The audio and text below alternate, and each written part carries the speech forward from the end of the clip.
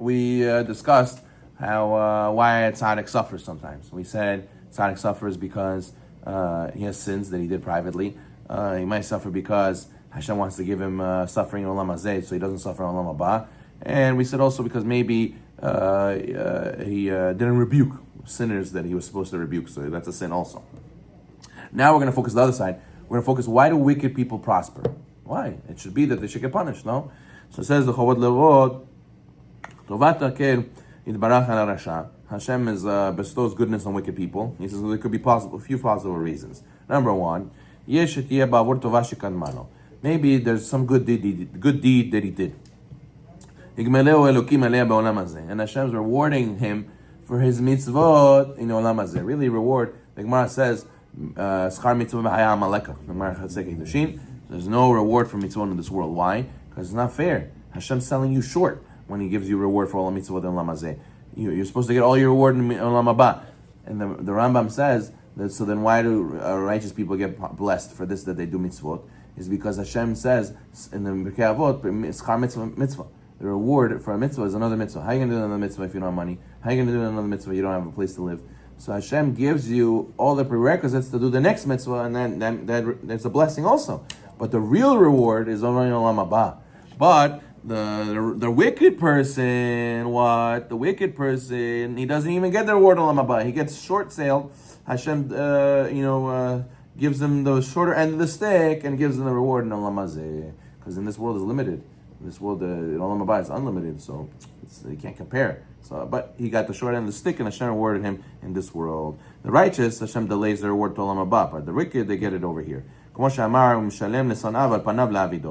says in Devarim 7:10, he repays each of those who hate him before him. Hashem gives you in your face the reward to make him perish, to be exempt from you. There's some kids who they go, Abba, give me. Here, take. Leave me alone already.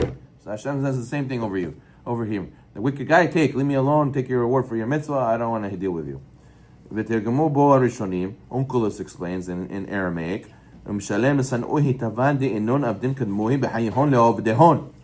he says he repays those who hate him for the good deeds they did before him in their lifetime, in this world, to make them perish in the world to come.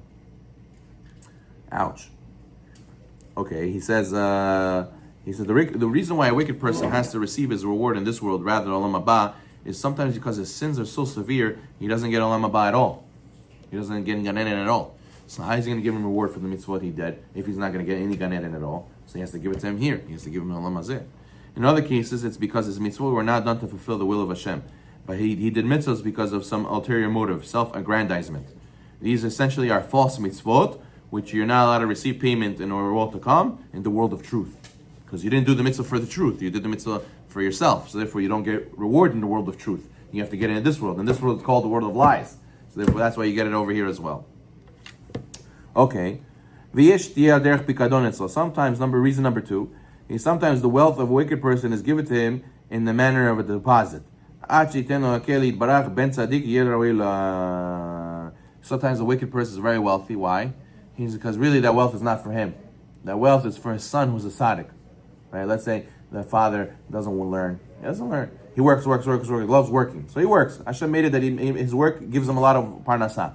And then his son goes to yeshiva. He wants to learn all his life. So Hashem wants to make that tzaddik son wealthy. How is he going to make him wealthy? He doesn't go to work. He learns all day. So he gave him a father who's going to leave behind for him a great wealth. That way he'll be wealthy and he doesn't even have to go to work. So you see that Hashem gave it to him not because he deserves it. He gave it to him as a deposit. And that's why we said earlier in Chovot Levavot, there's some rich people who have so much money, they don't even let themselves, they stress themselves out so much, they work all day, they're so cheap, they don't even enjoy from their money. They just literally just save it in an account. Why? Because Hashem doesn't want him to enjoy from it. He wants him to save it in an account for his son. That way his son will get it one day. As it says, Yachin v'tzadik ilbash. Right? The pasuk in Iyov says, though he may amass money like dirt and prepare a wardrobe as abundant as clay, he may prepare, but a righteous man shall wear it. At the end of the day, he prepares it, but he's not going to enjoy from it. It's going to be for a tzaddik. As it says in Kohelet, but the sinner, he has the urge to gather and amass. Why? that he may give it over to the one who's pleasing to God. There's some people who work, only what? To pass it over to somebody else who needs it. Someone else who deserves that money, and you're just a conduit, and you don't even deserve it yourself. So if you see a guy who's wicked and he prospers, you should know, hey, maybe Hashem's not giving that to him for him. Maybe he's giving it to him because he's setting up somebody else. As it's number 3, reason number 3,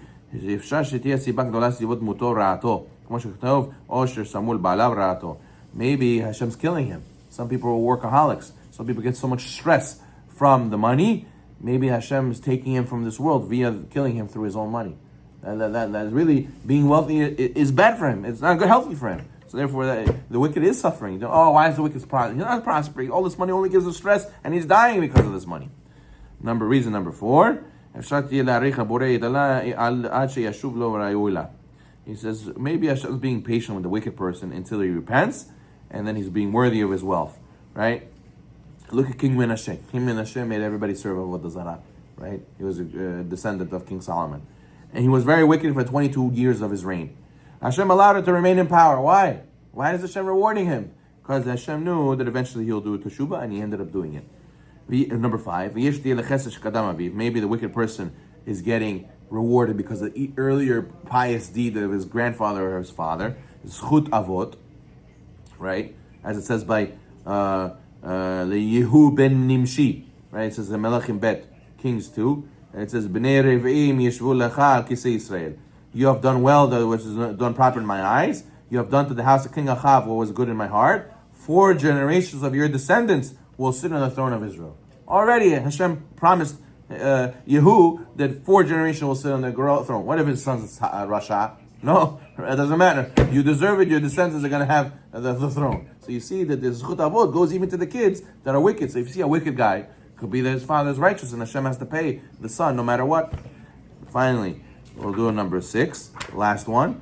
You know why Hashem gives a reward to the wicked? Hashem wants to test everybody.